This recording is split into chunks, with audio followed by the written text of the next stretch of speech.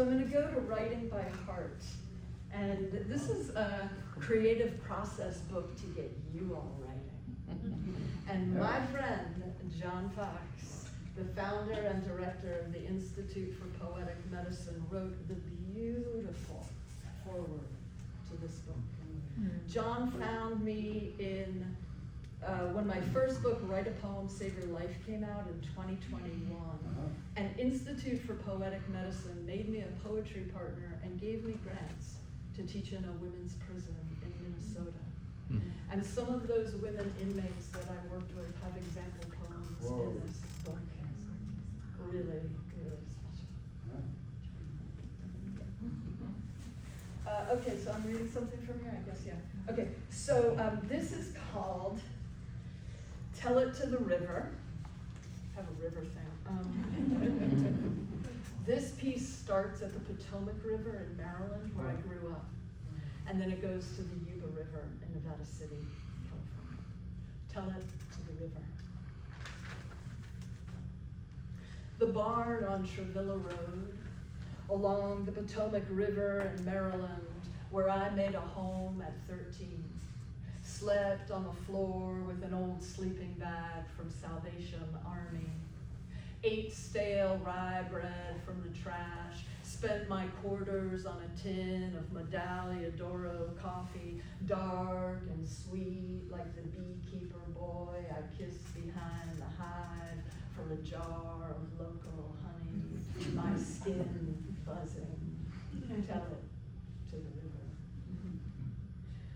I was 15, living in a log cabin in the foothills of the Blue Ridge Mountains, Virginia. No electricity, no running water, with Willie, 28, who kicked around in a pair of red Converse high tops, pinned me to the hood of his station wagon, and held his hand over my mouth so no one would hear me scream. Tell it to the river.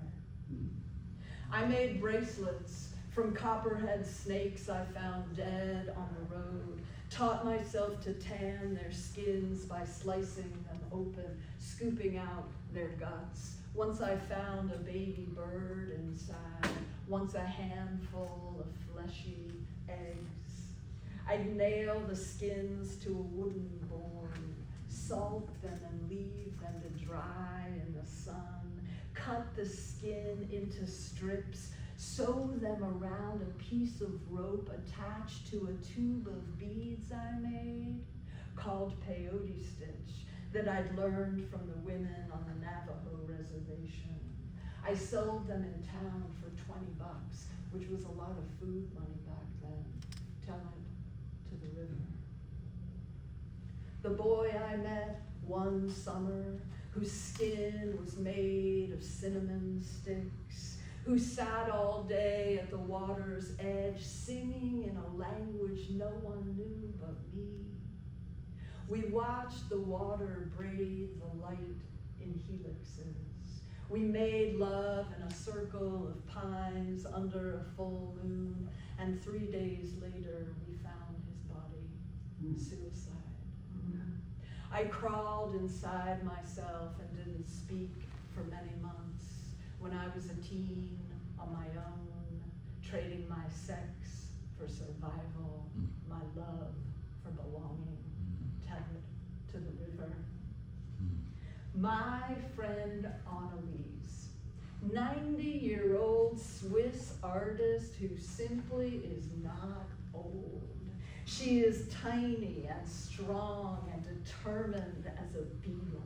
Hands constantly making things come to life, paper and glass, paint and clay. She keeps bees, feeds the raccoons, cheats at cards, cusses worse than I do when she loses, yodels expertly, and rides downhill every morning on her kick scooter to swim in the pool. She was my first true friend.